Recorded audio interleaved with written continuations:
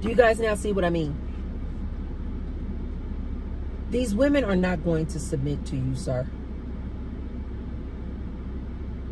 The other thing I always tell my ladies over here is, how can these men be your leader when they can't lead themselves? Most of these men don't have $1 in the bank. Most of these men don't have $1,000 emergency fund. Most of these men don't have an 800 credit score. Most of these men are getting paid peanuts on their jobs. Most of these men are getting, the average earning dude, you guys, look it up. I'm not making this up. It's like $43,000 a year. He needs this woman for their dual income to just survive, you guys. You guys see this cost of living, this economy today? You need dual incomes just to survive and maintain a household. This black man certainly is not this woman's sole provider. But he's still out here with his chest. I'm your leader. These black women need to learn how to act because I'm supposed to be the leader. It even said in the Bible that I'm supposed to be the leader.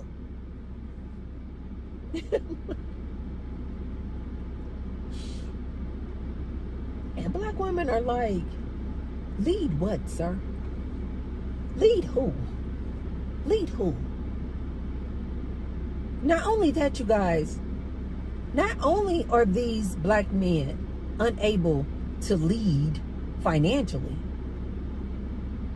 these men don't even know how to lead themselves. They don't know how to cook and clean for themselves. They need this woman to do his laundry and wash his skid marks out of his underwear. He needs this woman to cook for him. He needs you, black woman, to go to that nice paying 9-to-5 job and also come home, cook, clean, take care of those kids, and open up your legs. The job of 4 and 5 people. And he's wondering why this black woman won't submit to him. You are nothing to submit to, sir. This is what I don't understand about these black men. I personally think, this is my opinion, you guys. I think that this black man wants to be a leader so bad. He knows that he's nobody's leader. But I do believe that this is rooted in slavery. That this man feels like he doesn't have any control in no other arena of his life.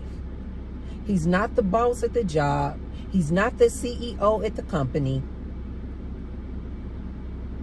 He's not running anything out here, just walking around out here in society. He's not running a darn thing. He's not in control of a darn thing. So, because he knows this, in order to uplift himself and make him feel good about himself, he demands that this black woman submit to him. I'm the king of the castle. As I've told you guys, I have dated the rainbow. I have dated the rainbow. White men, black men, Latino men. It has only been this black man that is always insistent and going on and on and on about how he wants this black woman to submit to him. I have never heard a white man say that to me. I have never heard a Latino man say that to me. Now, Latino men may feel this way about a Latina woman. He may feel that, because I have heard that. I have heard a lot of Hispanic Latina women say that the Latino men are very like macho and what do they call it, machizo, something like that. And they are definitely like their woman to be in that house. I have heard that. But any Latino man that I have ever dated, being a black woman, they have never stepped to me with that nonsense.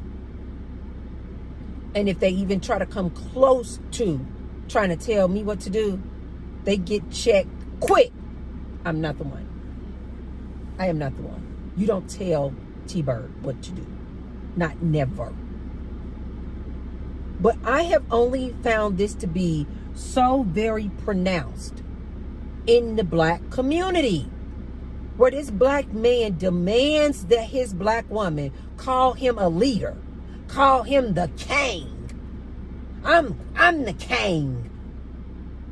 What? I have actually seen a lot of black women in couple with this black man. And this black woman can be doing the darn thing. I'm talking, she is absolutely the breadwinner in that household. She got her degree. She is making dollar bills, y'all. And because of her programming, when she come home, she like to say things like, yeah, because this, referring to her husband or her man, this black man, yeah, because he the king of the castle. Yeah, because he's the leader. He's my leader. And I just look at these couples like, you know darn well this man is not your leader. But because she has been so programmed and conditioned to believe that she has to bow down and submit as a black woman to this black man, she could be making 3 times as much as this black man. And she'll still be around the house calling this man her king. Her black king. It is so cringe. It is so freaking cringe. Every time I see this black woman, educated, nice career, money in the bank, 800 credit score, with a man who's like making $50,000 a year, but she coming home calling him the king of the castle. It is so cringe. I'm like, oh, girl, do you? But I know where it comes from. So is there a war between black men and black women? Absolutely. But I think this has been going on, you guys, for decades. This has been going on for decades. Ask your mother. Ask your grandmother about that black man. If she's being honest, she'll tell you the truth. He was a whore. Granddad was a whore. Granddad was an alcoholic. Granddad, your dad, was a crackhead. She'll tell you the truth. The reason why I had to leave your dad was because he was cheating. The reason why I had to leave your dad was because he gave me an STD. The reason why I had to leave your father was because he was a PDF file. The reason why I had to leave your dad and walk away is because your dad had a whole other family around the corner, and I couldn't tolerate anymore. You guys, I want you guys to take a look at this old documentary called Pruitt Igoe. P-R-U-I-T-T, second word Igoe, I-G-O. This was this public housing complex in St. Louis, Missouri, my hometown, in the 1950s, you guys. When this complex was first erected, these apartments, right? These tall high-rise buildings, it was like the American dream. You guys, it is free. It's almost freaky to see the commercials. But if you watch this documentary, they're going to show you real live footage of this housing complex. And they're going to show you the commercials of how they sold this apartment complex. It's like this modern way of living. It kind of, you know, with the white family and, you know, oh my God, and all the little playground, you know, downstairs and affordable and all this. Well, when the white people, and it started off this way, really nice public housing complex. Well, when the white people left the area, left the housing complex, and they basically moved out to suburbia, the suburbs, they called this white flight. You guys, this is true. I actually witnessed this happen in my own neighborhood growing up. When white people left that neighborhood and it became all black people, you guys, I don't know why this is. I really do not know why this is. When it's just all black people, all black community, don't get mad at me. It is the truth. Things just go downhill and go south fast. But they used to call this, when most of the white people would leave a neighborhood, they called this white flight, meaning all the white people left, flight. Well, when all these white people left from this Pruitt-Igoe housing complex, it went down fast. It was all black. It was mainly all black people. Black men, black women. And do you guys know that they could not keep that community up? They were trying to say in the documentary that because the black people could not continue to pay the rent, therefore then they couldn't afford to keep the housing complex secure and pay for security. Of course, you guys know then there was introduction of drugs. You guys know when that happened, it was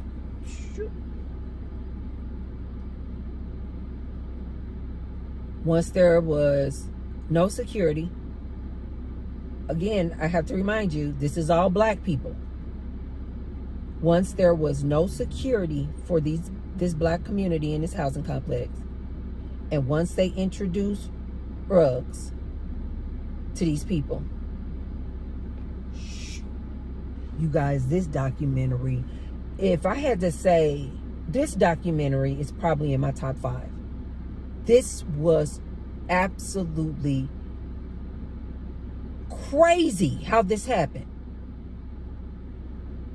The reason why I want you guys to watch this documentary is because it literally shows that when you don't have any type of leadership, when you don't have any type of security, and when you introduce drugs,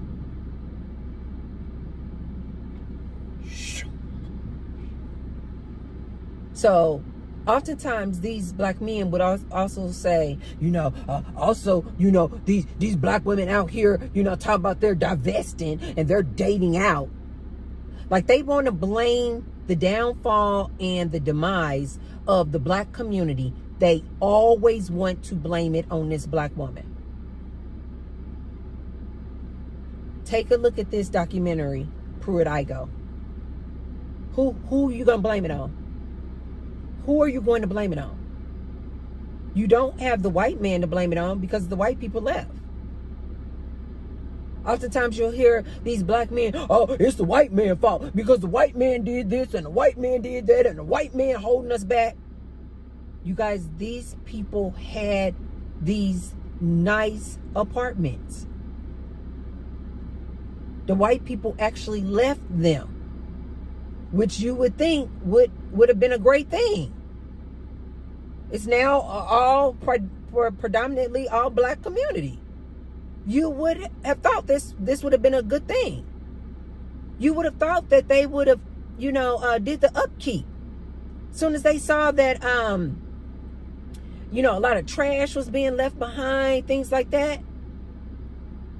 You would have thought that they were like, no, we care too much about our community. Okay, so they didn't send people in here to collect the trash and whatever. We gonna collect the trash. We gonna keep our community up. We gonna keep our community right. Nope, you guys, gangs start forming. Women started becoming, men were leaving their kids. Women were so fearful, they didn't even want their kids to go down to what was once seen as this beautiful playground for the kids to play in. It was riddled with drugs. It was riddled with gangs. These black people just start fighting each other, gang on gang activity, drugs. The women literally were saying, you guys have got to see this documentary. The women were literally saying, I can't send my child to school. I can't send my child downstairs. And then the gangs would then try to recruit the young boys. It was a hot mess. Why is that? If these black men offer so much leadership, if these black men are so much kings, and they always want to have their chest out and want to put on the crown talking about they somebody's king, why couldn't they save this black community? Why couldn't the men rally together to stop these gangs from forming? To stop them from bringing in drugs into their community? They couldn't save them. They couldn't even save their own people, you guys. So, do I think there's an agenda to have black men fighting black women? Absolutely not. Absolutely not. They just do it to themselves. They just do it to themselves. And in 2025, I really do feel like black women are just done. Black women are just tired. Black women would rather build up a sisterhood, a network of friends, than to settle down with this black man. And these black men are suffering. They still trying to hang on to their last little bit. You better choose us. Otherwise you're going to be old. Otherwise you're going to die alone with your cats. And more black women are like, that's the plan. More and more black women are like, that's the plan. More and more black women are like, I'd rather downsize and be in my apartment where I run things. I don't have a man trying to control me, telling me I got to open up my legs every night for him, telling me I got to make whoopee to him without a condom and risk getting some type of STD and HIV. These black women are like, I'd rather be alone. And this is what these black men of today do not realize. We were born and bred with this. This is not new. We were born and bred to believe and know no man is coming to save you. So we got comfortable early with the fact that we're going to die alone, which we all are anyway. I don't understand that whole saying. But anyway, we got real comfortable in the belief and knowing we're going to die alone anyway. Nobody's coming to save us. You guys programmed into women years ago. They're the least desirable. This black woman. This black woman is like, okay, so I'm going to fall in love with my career. I don't care about not having no man. I'll fall in love with my friends. I'll fall in love with my fur babies.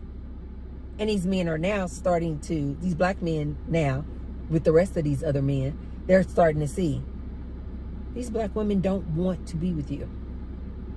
As I've said many a times in other videos, these women and these black women keep setting the standard. They keep raising the bar. We want a man 6 feet tall. We want a man six figures. We want a man with 6 inches or more. We want a man who has a six-pack. We want a man who is emotionally intelligent. And what I keep telling men is, they just don't want you men. They don't want these men. When they setting all these standards, and I keep hearing these men, you women need to lower your standards. You need to lower your standards. Listen to me, men. They're not going to lower their standards because they just don't want a man. They know darn well if they really wanted a man, they could just remove all of these standards. But they don't remove the standards. Why? Because they don't want you. And as I have been coming to see more and more, these women would rather be with their girlfriends. These women are starting to see they have more fun kikiing, laughing, going out of town, going on girls' trips, having girl weekends, staycations. They have way more fun kikiing, laughing, going to happy hour, going out with their girlfriends dancing than they ever could locked up in the house with you. That's the truth. And that's the hard pill that these men don't want to swallow. Nobody is pitting these, in my opinion, nobody is pitting these black women against this black man. No, they're not. No, they're not. This is of this black man's own doing. And now that he see what? He can't go out the country and be a passport bro because he's starting to see that those women over there are just using and abusing him too. She don't love him. She's just trying to get her green card, her visa. Now that these passport bros are starting to realize that, now they coming back to the US of A, talking about, okay, now you women need to act right. Y'all need to act right. If you don't want us to go back out the country, we gonna stay here, but y'all gotta act right. Ladies, don't fall for it. Ladies, don't fall for it. Keep doing what you're doing. Leave these men to their own devices and watch what happens to them, ladies. Leave them to their own devices. You're not missing a darn thing. Do not let these men derail you. Do not let these men deflect. Do not let these men try to blame it on everything but themselves as to why they cannot get a black woman. There is no mission or agenda out here trying to keep black men and black women fighting. No, black men have created this mess. Let them do what they do, ladies. Let them do what they do. Stay on your square. Do what you need to do. Satisfy yourself. And don't forget what you've always been taught. Nobody is coming to save you. You're going to have to save yourself. Instead of being out here looking for Mr. Goodbar, looking for this mythical man, ladies, stay concentrating on you. Choose better, choose you. Okay, you guys, let me know if you've heard about this. Have you guys been hearing about this? More and more of these black men are out here saying that there's some type of agenda out here to keep black men and black women fighting each other and keeping them at war. Like there's some higher ups, or maybe it's the white man trying to keep black people fighting each other. Let me know in the comments down below. Okay, you guys, if you haven't already, be sure to thumbs up the video. And share the video with someone if you feel like they would receive the message, and subscribe. And I will see you tomorrow. Love you guys. Bye.